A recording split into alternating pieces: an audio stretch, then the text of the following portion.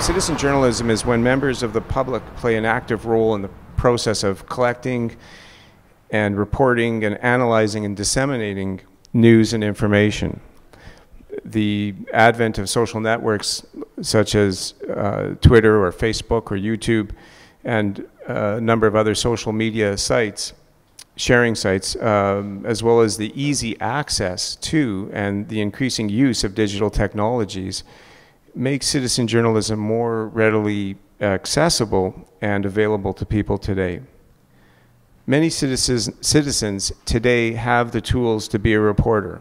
The average person can now capture news quickly and efficiently and actually distribute it in seconds around the globe. Over the past number of years, in particular over the past decade, people in all parts of the world have been prompted to capture the moment, whether it's activists in Seattle at WTO meetings in the late 90s, or protests in Iran, citizen reporters in South Korea, where there's tens of thousands of citizen reporters, or the Arab Spring uprisings, or last year's Occupy protests. Journalism that is by the people has really begun to flourish. And it's all been enabled by emerging internet and networking technologies such as weblogs and chat rooms, message boards, mobile computing, wikis, all sorts of different kinds of technologies that have happened just in the last few years.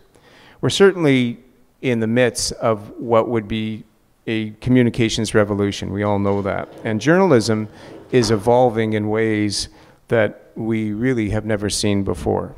The idea is that just because you have the ways and the means to record an event and send the story around the world in seconds doesn't necessarily mean that one has the skill to properly research and report that story in a structured, creative way, as is usually done on a regular basis by professional journalists all over the world. I'm reminded of Morley Safer's quote, the co-host of 60 Minutes, when he said, "I would trust citizen journalism as much as I would trust citizen surgery." He goes on to say that good journalism is structured, and structure means responsibility. Safer's making the point that journalists are professional media creators who are trained and have considerable expertise in the field of journalism.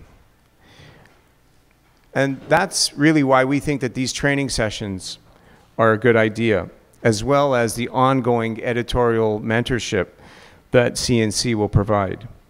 We hope this type of process will give you a better opportunity to craft your story in a way that could really raise it to another level. And that is certainly bound to be good for you as a citizen journalist and for your audience who will be reading or watching or listening to whatever media that you create. CNC is a 3-year pilot project and is the first Canadian submission to receive a grant under this Knight Community Information Challenge. Now, if you Google Knight Community Information Challenge, which I would recommend that you do, and you scroll down to featured projects, you can actually see the huge variety of community information projects that this matching grant program has supported. And these aren't just citizen journalism projects, but all kinds of fascinating initiatives that are helping build stronger and more informed communities. The primary partners of Community News Commons are the Winnipeg Free Press and Free Press Cafe, Red River College, and the Winnipeg Public Library. And the general idea is to establish these different hubs of journalism activity in these locations and in other places throughout the city of Winnipeg. So as the convener of this project, I'm going to try and make every effort to be accessible to the general public and to citizen journalists on a regular basis in different spots throughout Winnipeg. This will sort of provide an aggregate for all of the media that we are generating anyways in our day-to-day lives. And what we're trying to do is design CNC to be a site that is truly authored by you as the community. And we want to make it hyper-local, we want to make it inclusive and interactive. So the idea is to develop sort of an open source journalism model that is not sort of meant to compete with other journalism or other online information sources or other media, but rather to operate in complementary ways to other media. So we would, in essence, it means that we would like to partner with commercial and community media outlets. We'd like to partner with writers and bloggers and photographers and basically anybody that's creating media as a way to give them a voice. And then we'd like to do this in a reciprocal, cooperative way so that we could share content, and we can even link to websites where, or at least have them link to their website, so that we could at least generate a hub of activity through this site.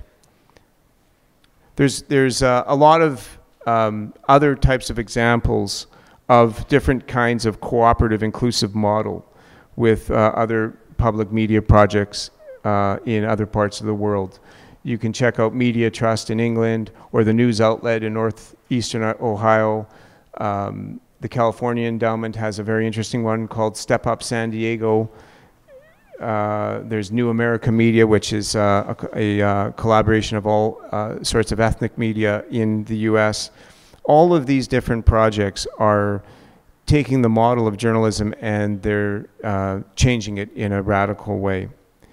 And you can also check out these, the Voice of OC, Oakland Tribune, Florida International University. They're all rolling out different projects that that do journalism in different ways than what we're used to. And I think in the end, the takeaway message for this type of model is that there's really nothing wrong with journalism per se. It's just that we need to develop different models that are better suited to the way that the world of mass communications is evolving and changing in this day and age.